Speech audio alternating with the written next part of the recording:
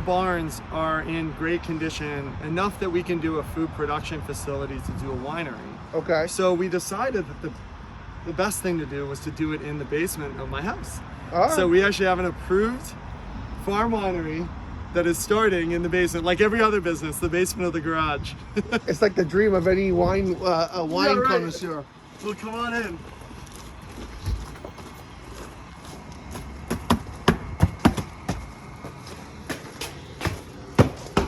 All right, so now let's let's get a tour of the winery. Yeah, let's do it.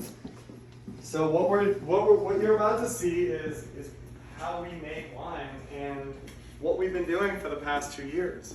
Wow. You know, Paul, it took 2 years to get to where we are today, and we just started selling our wine 2 weeks ago.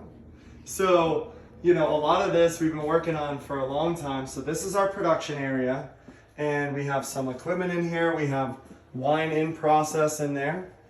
Some of that wine will be bottled in the next month. Some of that wine will be bottled in about a year from now. Wow. Yeah. So the process itself will take, on average, at least 2 years, 1 to 2 years. Well, it really depends. So whites will take about 6 to 9 months, and reds can take a year plus. Okay. And some reds, you know, the longer they age, the better they get. Right. I haven't experienced that yet, you know. It's only been 2 years, but yeah, this is it. It's a work in progress. So we've got It all all the is. product ready to go. Yeah, this is product ready to go. Oh, sorry. Oops, Paul. sorry. And then over here is where we do where I do my lab work.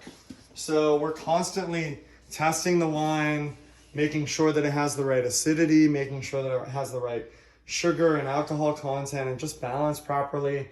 And so we use a lot of different devices to make sure that we do that properly. Yeah. There's the science behind it.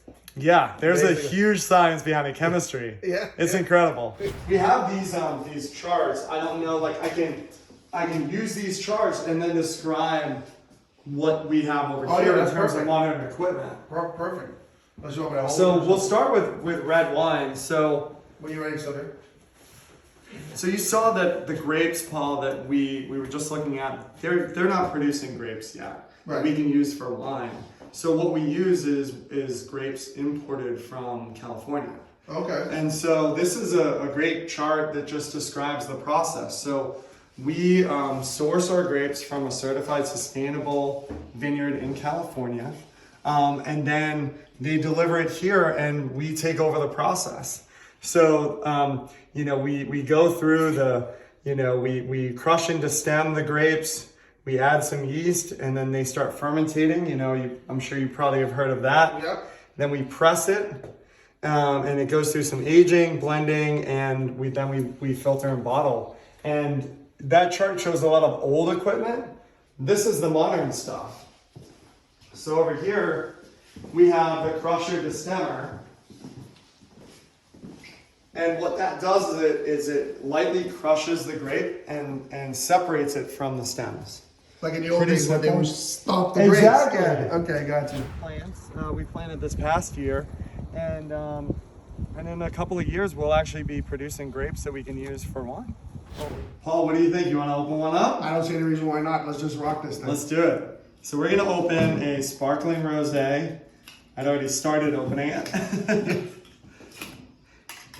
Now this is, you know, the rosés can be really sweet. One thing with my rosé was I didn't want it to be too sweet. I wanted it to be crisp and refreshing without any sort of aftertaste. So this is sparkling too, so it has a nice Well, same to it, champagne. yeah. There we go. Pop it. There you go. And let's try it. Excellent.